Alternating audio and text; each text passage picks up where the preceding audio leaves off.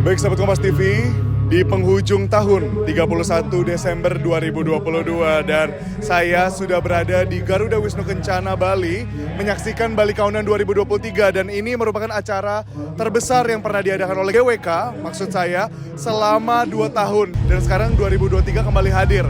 Dan sekarang saya ingin bertanya tentang penerapan PPKM yang ada di tempat ini. Seperti kita ketahui bahwa Presiden Joko Widodo telah menghentikan penerapan PPKM dari kemarin, Jumat 30 Desember 2022. Bagaimana tanggapan dari Kapolda Bali menanggapi hal ini, sebagaimana Bali merupakan provinsi yang memiliki turis yang begitu banyak, begitu. Dan bagaimana perencanaan ke depannya, kita akan langsung tanyakan bersama-sama dengan Kapolda Bali, Bapak Jayan di sini bersama kami. Halo Bapak. Ya, selamat malam Bapak. Ya, Bapak saya izin duduk. Bapak mari. Ya, Bapak sebelumnya terima kasih banyak Pak sudah mau diajak berbicara dengan Kompas TV. Di sini ingin bertanya Pak, mungkin tentang PPKM. Kita tahu bahwa PPKM kemarin sempat dihentikan oleh Presiden Joko Widodo. Nah, bagaimana tanggapan Bapak tentang hal tersebut Pak?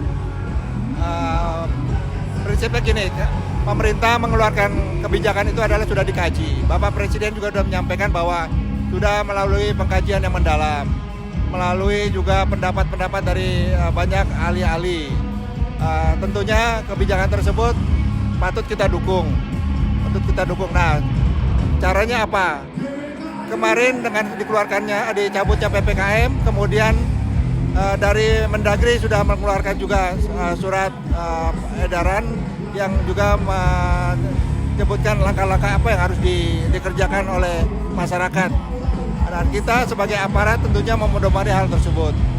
Sebagai contoh tentang kegiatan-kegiatan masyarakat masih tetap kita mengikuti ketentuan harus mempergunakan peduli lindungi. Seperti saat ini di GWK yang ada menyelenggarakan kegiatan Bali Countdown 2023. Setiap pengunjung yang datang dia wajib untuk scan barcode untuk peduli lindungi. Penerapan peduli lindungi ini berarti tetap penting ya Pak ya? Masih penting karena maksudnya apa? Paling tidak untuk tracing ya, untuk kita bisa men-tracing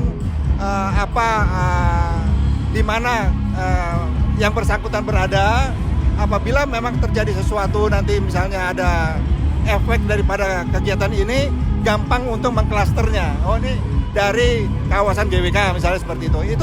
Itu sudah kita patuhi oleh panitia juga.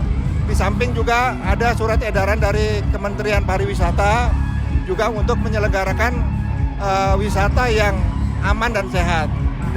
Seperti halnya menerapkan SOP yang ada dari kegiatan-kegiatan yang ada yang diselenggarakan oleh setiap setiap dari penyelenggara pariwisata. Terus kemudian juga mematuhi juga kapasitas, misalnya jumlah kapasitas ini berapa, tidak juga melebihi dari kapasitas. Terus kemudian juga tentunya tadi kepatuhan protokol kesehatan dalam arti memang kalau yang merasa kurang sehat dia harus memakai masker dan lain-lain, itu masih diterapkan.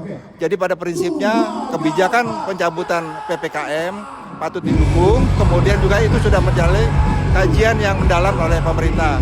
Dan kita lihat sekarang penerapan sebagaimana edaran dari Menteri Dalam Negeri kita bisa terapkan di sini. Itu kira-kira.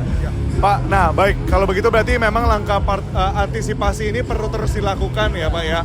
Dan Pak, bagaimana Polda Bali menanggapi hal ini Pak? Karena kita tahu Bali kan turisnya sangat banyak Pak. Nah itu bagaimana Pak di wilayah-wilayah lain bukan hanya di GWK ini? Ya sama, jadi seperti tadi juga saya sebelum ke GWK, saya muter juga di tempat-tempat yang menyelenggarakan kegiatan malam tahun baru ini, dan kami menyampaikan hal yang sama.